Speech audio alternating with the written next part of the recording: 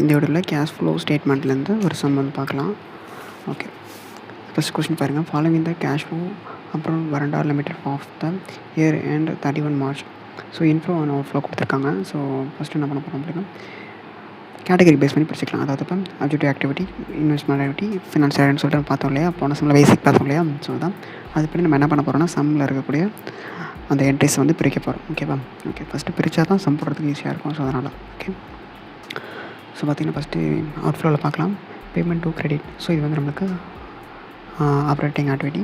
Salary and wages operating activity. Payment to owner operating activity. அப்புறம் வந்து fixed asset, அது வந்து இன்வெஸ்ட்மெண்ட் ஆக்டிவிட்டி. டிப்ரெஷன், அது வந்து financial activity. Bank loan financial activity. Tax வந்து நம்ம என்ன பண்ணுவோம் அப்படின்னா, ஆப்ரேட்டிங் ஆக்டிவிட்டியில் வந்து மைனஸ் பண்ணி எடுத்துப்போம். அப்புறம் டிவிடெண்ட்ஸ் வந்து ஃபினான்ஷியல் ஆக்டிவிட்டி. ஒரு கேஷ், இதெல்லாம் நம்மளுக்கு இப்போதைக்கு வராது. ஸோ அதை நம்ம கணக்கு பார்க்க வேண்டாம். ஸோ ஓப்பனிங் வந்து நம்ம எடுக்க வேண்டாம். ஒரு ஷேர்ஸ், ஷேர் கேபிட்டல் வந்து financial activity. Calculation form debtors operating activity. Fixed asset வந்து சேல்ஸ் பண்ணியிருக்கோம். So investment activity. ஓகேவா? Okay. But follow cash flow statement for the year end 31 March and accrue with AS3. ஓகேவா? AS3 படி, அதாவது AS3ல தான் நம்ம இந்த கேஷ் ஃப்ளோ ஸ்டேட்மெண்ட் வந்து போட போகிறோம். ஓகேவா? ஓகே. ஸோ ஃபஸ்ட்டு வந்து கேஷ் ஃப்ளோ ஸ்டேட்மெண்ட் வரண்டா limited of for the year end 31 March எழுதிக்கோங்க. So particular rate of right. ஓகேவா? ஓகே. ஸோ ஃபஸ்ட்டு ஆப்ஜெக்ட் ஆக்டிவிட்டியில் தான் எடுத்து எழுதிக்கலாம். என்ன பார்த்தோம்? டெப்டார்ஸ் எவ்வளோ கொடுத்துருக்காங்க சம்மில் அப்படின்னா வந்து எவ்வளோ, 3,50,000. ஓகேவா? போட்டாச்சு. நெக்ஸ்ட்டு அவுட் ஃப்ளோவில் என்னது வந்திருக்கா? அவுட் ஃப்ளோவில் வந்து கிரெடிட்டு, சேலரி, வேஜஸ், ஓனர்ஸ் இருக்காங்க இல்லையா. ஸோ அது எல்லாத்தையும் எடுத்து எழுதிக்கலாம். ஸோ இன்ஃப்ளோ வரதில் ஆட் பண்ணணும், அவுட் ஃப்ளோ எல்லாத்தையும் அதையும் மைனஸ் பண்ணணும். ஓகேவா? ஞாபகம் வச்சுக்கோங்க. இன்ஃப்ளோ வர்றது எல்லாத்தையுமே ஆட் பண்ணணும், அவுட் ஃப்ளோ இருக்கிறதுல மைனஸ் பண்ணணும். ஓகேவா? ஓகே, எழுதிட்டோம். ஸோ மைனஸ் பண்ண அப்புறம் நமக்கு 2,20,000. ஸோ அதில் இன்கம் டேக்ஸ்க்கு பே பண்ணியிருக்கோம் இல்லையா. ஸோ அதை நம்ம மைனஸ் பண்ணுறோம். எவ்வளோ பே பண்ணியிருக்கோம்? 55,000. ஓகேவா? ஸோ அதை மைனஸ் பண்ணிக்கலாம். மைனஸ் பண்ண போயிடும் 1,65,000. ஸோ இது நம்மளுக்கு வந்து ஆப்ரேட்டிங் ஆக்டிவிட்டி. ஓகேவா? ஓகே.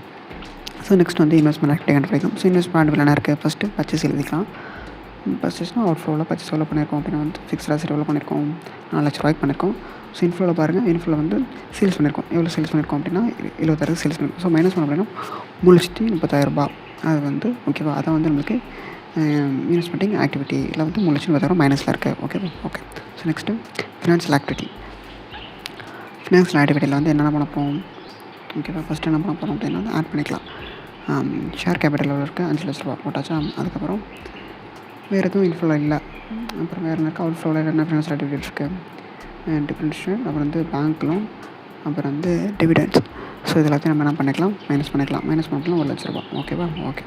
ஸோ இவ்வளோதான். அப்போ நம்ம தான் அவுட் ஃப்ளோ போட்டாச்சு, ஆப்ரேட்டிங் ஆக்டிவிட்டி போட்டாச்சு, அப்புறம் வந்து இன்வெஸ்ட்மெண்ட் ஆக்டிவிட்டி போட்டாச்சு, ஃபினான்ஷியல் ஆக்டிவிட்டி போட்டாச்சு. ஓகேவா? 3 போட்டு அமௌண்ட் இருக்குது. ஓகேவா? ஸோ என்ன பண்ணலாம்? 3 வந்து ஆட் பண்ணி மைனஸ் பண்ணிக்கலாம். ஓகேவா? பண்ணோம் அப்படின்னா நமக்கு 65,000 என்ன ஆகுது? மைனஸில் இருக்குது. ஓகே. இது நெக்ஸ்ட் வந்து கேஷ் அண்ட் கேஷ் ஈக்குவேஷன். அதாவது நம்மளோட ஓப்பனிங் எவ்வளோ அப்படின்னா வந்து கேஷில் வந்து 10,000, பேங்க்கில் 70,000 இருக்குது. அது ரெண்டு ஆட் பண்ணோம் அப்படின்னா நம்மளுக்கு 80,000.